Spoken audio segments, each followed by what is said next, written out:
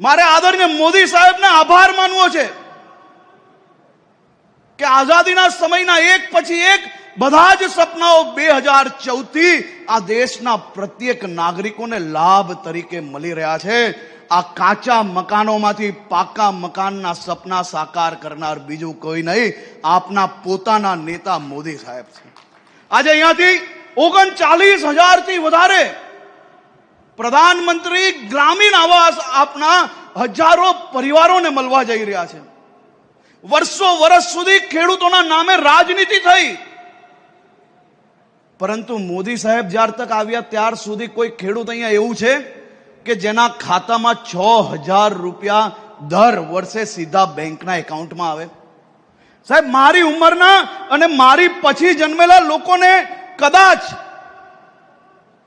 આ બધા જ વિકાસના કામો સામાન્ય લાગતા હશે, પરંતુ વડીલોને જઈને પૂછજો, ગામમાં એક રોડ બી નતો મળતો. આ તો મોદી સાહેબ આવ્યા તો બોર્ડર સુધી ગામોમાં લાઇટ, પાણી, પાકા મકાનો ને ઘર મળ્યા છે. આજે મારા ઉત્તર ગુજરાત અને ગુજરાતના સૌ નાગરિકો વતી આદરણીય પ્રધાનમંત્રી શ્રી આપનો ખૂબ ખૂબ આભાર માનું છે.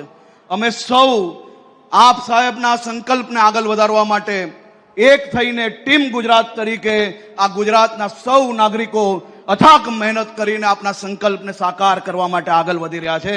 ફરી એકવાર આદરણીય પ્રધાનમંત્રી શ્રી આપનું વાવ થરાદ જિલ્લામાં હું ખૂબ ખૂબ સ્વાગત કરું છું.